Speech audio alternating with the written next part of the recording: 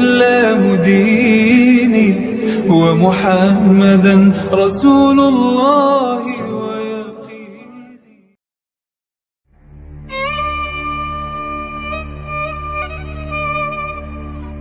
Bismillahirrahmanirrahim. Assalamualaikum warahmatullahi wabarakatuh. Halo sahabat, semoga kesehatan dan keberkahan senantiasa meliputi diri dan keluarga kita.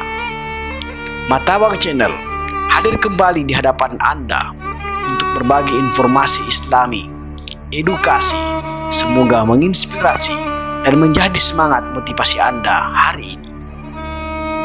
Sahabat, manusia memiliki kebebasan dalam menentukan terhadap apa yang ingin dia lakukan.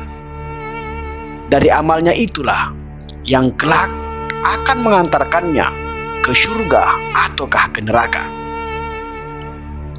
Sebuah kisah yang diceritakan oleh Anas bin Malik bahwa suatu ketika Rasulullah SAW duduk di Masjid Nabawi dan berdiskusi dengan para sahabatnya. Tiba-tiba beliau bersabda, "Sebentar lagi seorang penghuni surga akan masuk kemari." Semua mata pun tertuju ke pintu masjid, dan pikiran para sahabat pun membayangkan seorang yang sahabat luar biasa. Penghuni surga ya Rasulullah. Demikian gumam mereka. Beberapa saat kemudian masuklah seorang pria dengan air wudhu yang masih membasahi wajahnya. Apakah gerangan keistimewaan orang itu sehingga mendapat jaminan surga? Tidak seorang pun yang berani bertanya, walau semua sahabat merindukan jawabannya. Keesokan harinya, peristiwa semula terulang kembali. Bahkan pada hari ketiga pun terjadi hal yang demikian. Abdullah, putra gubernur pertama di Mesir, Amr bin As, tidak tahan lagi. Meski ia tidak berani dan khawatir mendapat jawaban yang tidak memuaskannya, maka timbullah suatu ide dalam benak pikirannya. Dia pun mendatangi si penghuni surga sambil berkata, "Wahai saudaraku, telah terjadi kesalahpahaman antara aku dan orang tuaku. Karena itu, dapatkah aku menumpang di rumahmu selama 3 hari?" Tentu, jawab si penghuni surga, yang ternyata seorang Ansar bernama Sa'ad bin Amr. Setelah memperhatikan, mencermati, bahkan mengintip si penghuni surga, ternyata tidak ada sesuatu pun yang istimewa. Tidak ada ibadah khusus yang dilakukan si penghuni surga itu. Tidak ada salat malam, tidak ada pula puasa sunnah. Ia bahkan tidur dengan nyenyak.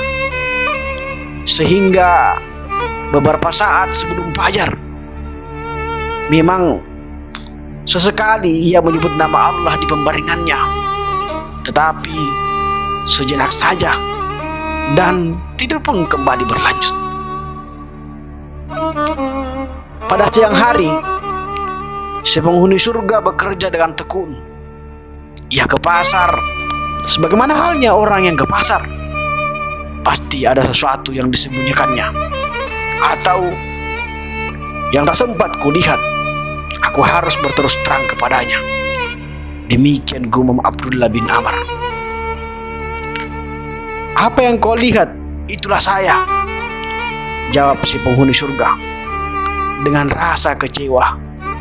Abdullah bin Amr bermaksud kembali ke rumah, tetapi tiba-tiba tangannya dipegang oleh sang penghuni surga seraya berkata, "Apa yang engkau lihat, itulah yang saya lakukan," Ditambah sedikit lagi, saya tidak pernah merasa iri terhadap seseorang yang dianugerahi nikmat oleh Allah Subhanahu wa Ta'ala.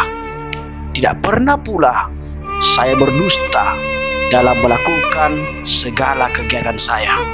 Hadis riwayat Ahmad. Sahabat, janganlah kita memiliki sifat dengki, iri hati, apalagi menginginkan keburukan terjadi kepada sesama muslim. Perasaan yang paling berbahaya adalah sifat iri, karena iri hati melahirkan kebencian, dan kebencian akan membunuh kita secara perlahan-lahan. Memiliki sifat ini berarti kita membakar amal-amal yang telah kita perbuat. Pesan Nabi, "Iyyakum wal hasad, fa innal hasad ya'kulul hasanati kama ta'kulun narul hatab." Jauhilah olehmu sifat dengki, karena dengki itu memakan kebaikan seperti api melalap kayu bakar. Hadis riwayat Abu Daud.